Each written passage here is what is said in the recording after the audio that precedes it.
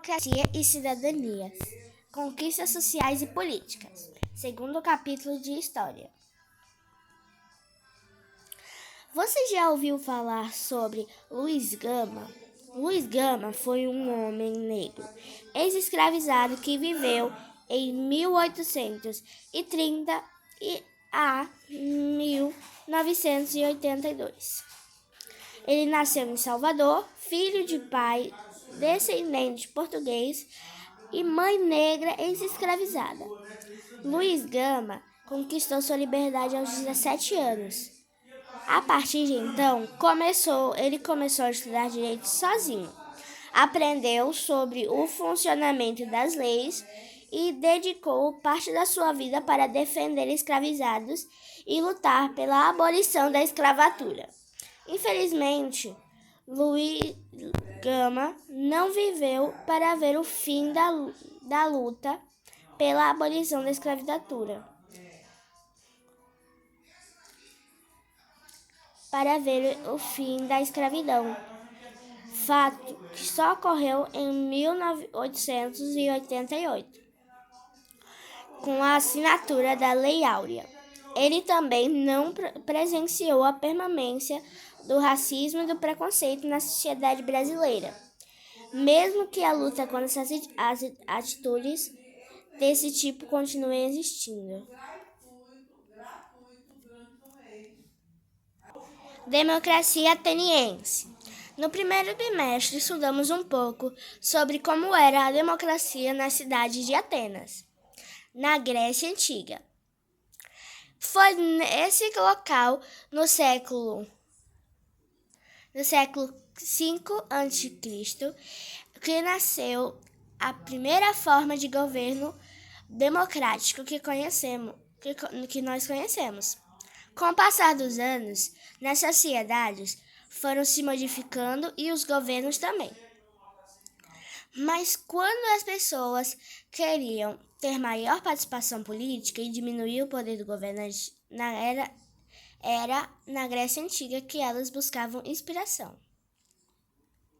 Apesar que os cidadãos atenienses praticaram uma democracia ativa e direta, ou seja, participaram diretamente das discussões políticas sem eleger um representante para a sociedade. Para tal, a sociedade de Atenas tinha muitas contradições. Homens adultos, livres, filhos de pais atenienses, independente da renda que tinham ou da profissão que exerciam, tinham direitos políticos garantidos. Porém, estrangeiros, pessoas escravizadas e mulheres não tinham participação na política. Conforme as sociedades e as formas de governo foram mudando, essa característica também mudou, mas sem muitas pessoas lutarem para conseguir isso. Cultura em Atenas. Além da liberdade política que os cidadãos atenienses de Atenas tinham, essa cidade também foi palco do surgimento de diversas expressões artísticas e da filosofia. No campo de artes eram produzidas esculturas, peças de teatro e poemas. Os atenienses iam aos teatros de arena, vejam a imagem a seguir,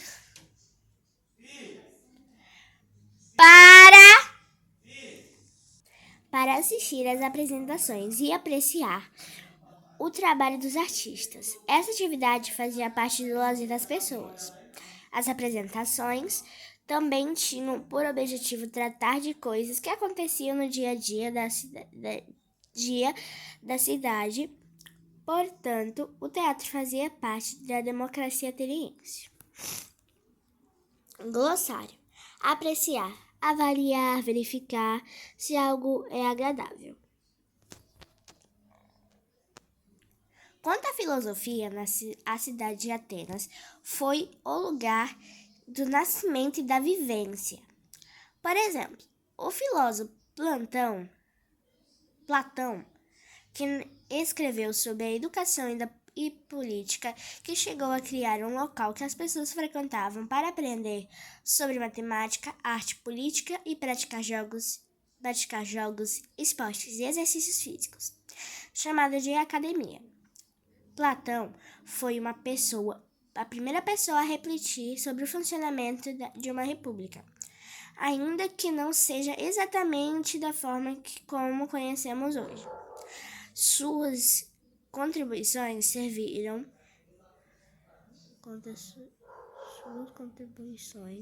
serviram de inspiração para diversos pensadores que vieram depois. Além de valorizar a arte e a filosofia, Atenas também incentivava a prática de esportes e atividades físicas desde criança até a vida adulta. O cuidado com o corpo e com a saúde era uma preocupação dos gregos antigos, não só dos atenienses. Inclusive, foi na Grécia Antiga que nasceram os Jogos Olímpicos. A prática existe até os dias de hoje.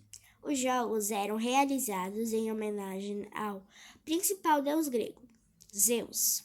Naquela época, homens de diversas cidades gregas competiam em diferentes modalidades de esporte. Buscavam conquistar a vitória e a honra para a cidade em que viviam. Escultura do filósofo ateniense Platão. Glossário. Modalidades. Tipos.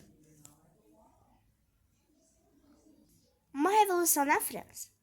Não é a Revolução Francesa, tá? É uma revolução na França mesmo. Passado muito tempo após ter existido a democracia na antiga cidade de Atenas, aconteceu uma revolução que abalou as estruturas da sociedade francesa. Era o ano de 1789 e quem governava a França era o rei absolutista Luís XVI, que concentrava muito poder em suas mãos.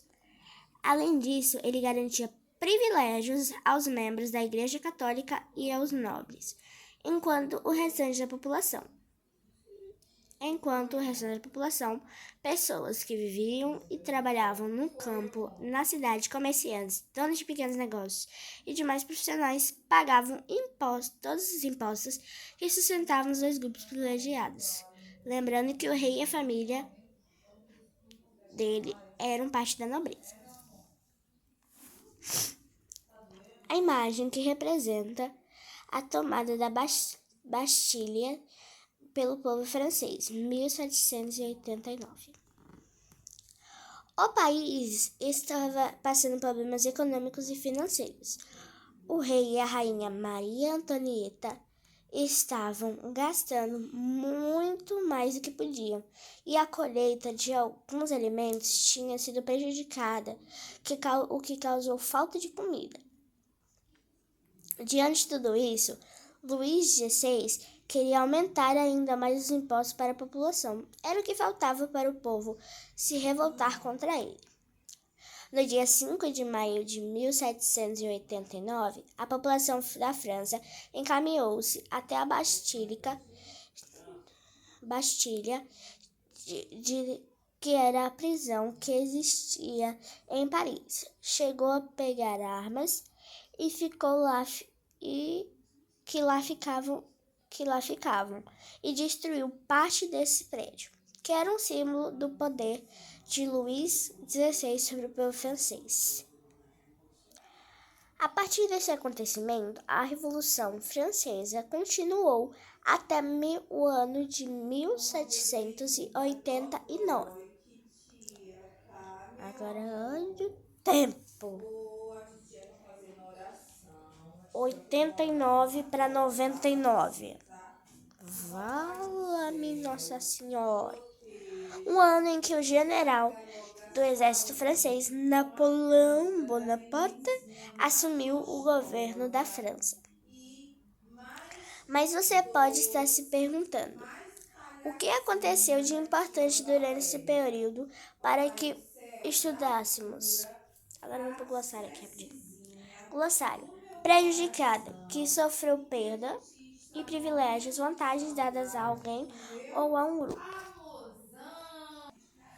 Nesse contexto, foi criada a Declaração dos Direitos do Homem e do Cidadão, um importante documento que garantiu direitos para todas as pessoas na França, uma das medidas tomadas para acabar com o poder absoluto do rei Luís XVI.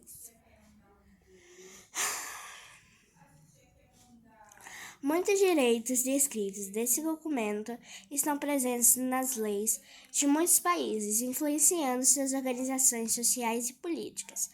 Alguns deles são: todos os homens nascem livres e iguais. Os governantes devem respeitar a vontade da população. As pessoas são livres para fazer tudo o que não prejudique o próximo.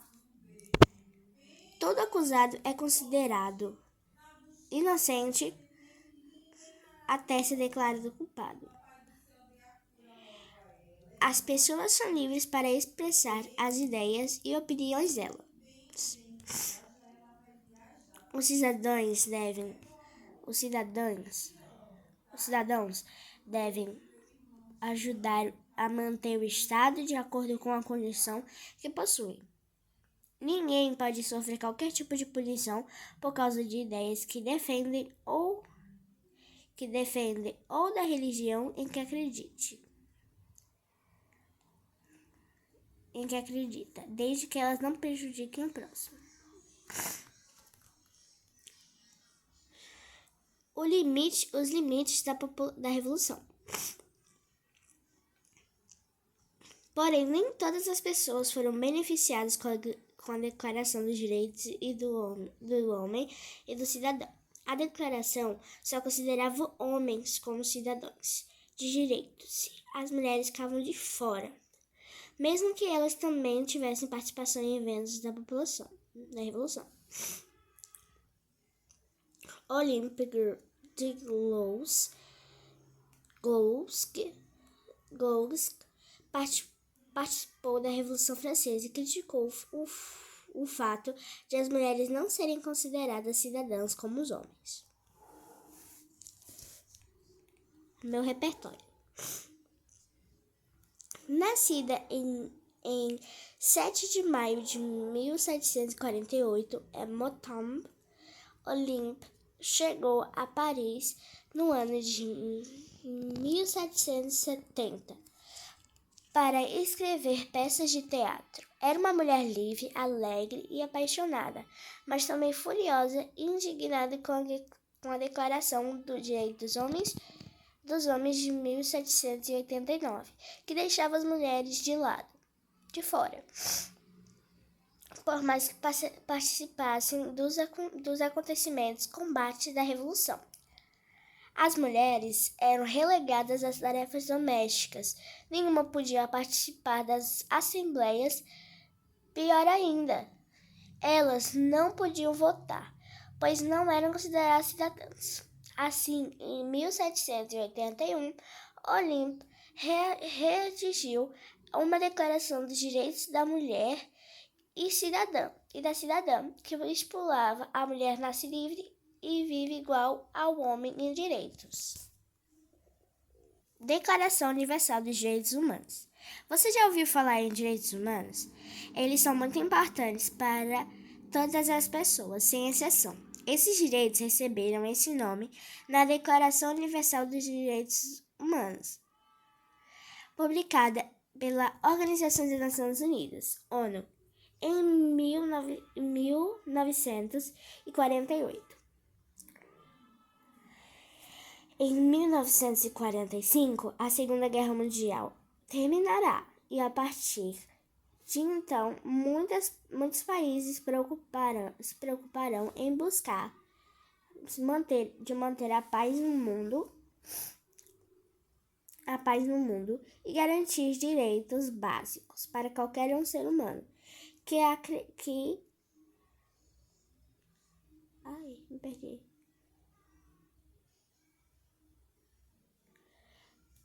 para qualquer ser humano. Isso aconteceu porque, durante a guerra, muitas pessoas foram perseguidas ou mortas por causa da religião em que acreditavam,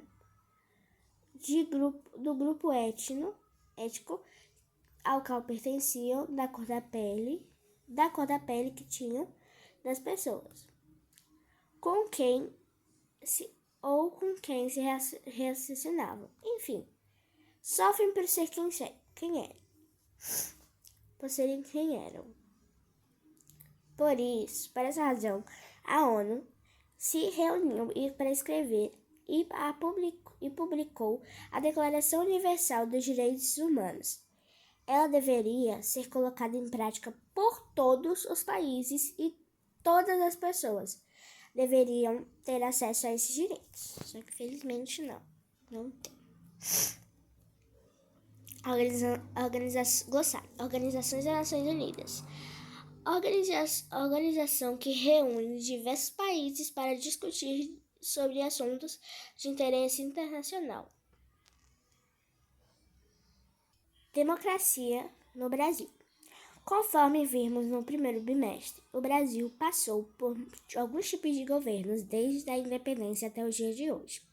Ao longo desse tempo, nem sempre todas as pessoas tiveram acesso aos mesmos direitos.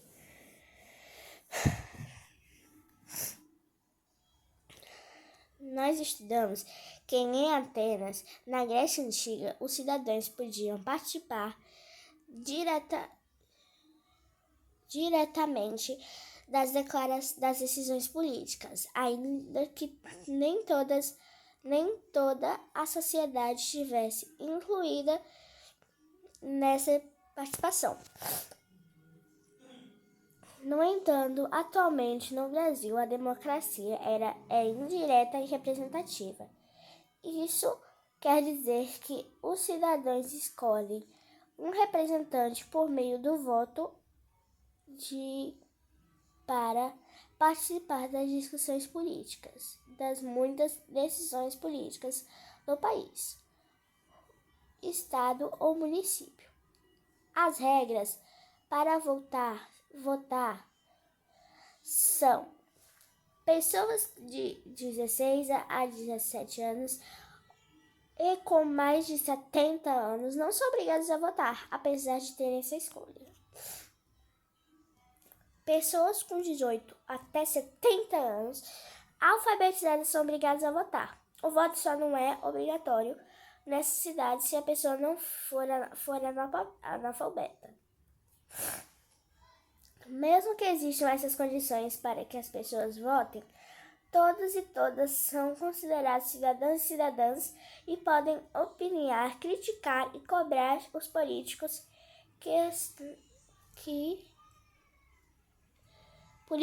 eleitos para buscar melhorar as condições de vida de todos os brasileiros. A luta por direitos. Até 1888, o trabalho escravo era legalizado no país, fato que mudou com a abolição da escravidão. Apesar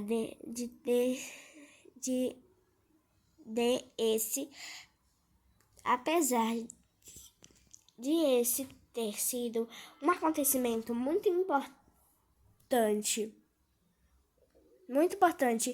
aos negros libertados continuaram sofrendo racismo e preconceito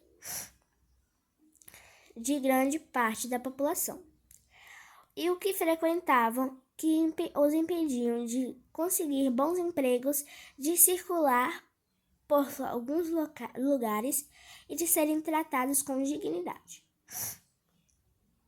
Entretanto, em 1989, após a publicação da Constituição de 1988, a Lei número 7.716, de 5 de janeiro de 1989, tornou-se crime o preconceito e etnia de cor. Esse foi um avanço na luta contra o racismo no Brasil. Mas, infelizmente, atitudes racistas e preconceituosas continuam existindo no país e é dever de todos e de todas combatê-las. As mulheres só conquistaram o direito ao voto em 1932. Antes disso, somente os homens podiam participar da política logo após a conquista desse direito. Em 1934, Carlota Pereira de Queiroz foi a primeira mulher eleita para ocupar o cargo de deputada federal. Outra conquista feminina foi a aprovação da Lei número 11.340, de 7 de agosto de 2004, a Lei Maria da Penha, que tem como objetivo impedir a violência doméstica e familiar contra a mulher. Continue acontecendo, algo que infelizmente é comum no Brasil. Além disso, para essa lei existem os serviços de proteção à mulher e a central de atendimento da mulher, a mulher, em que qualquer pessoa pode discar 180 e denunciar casos de abusos.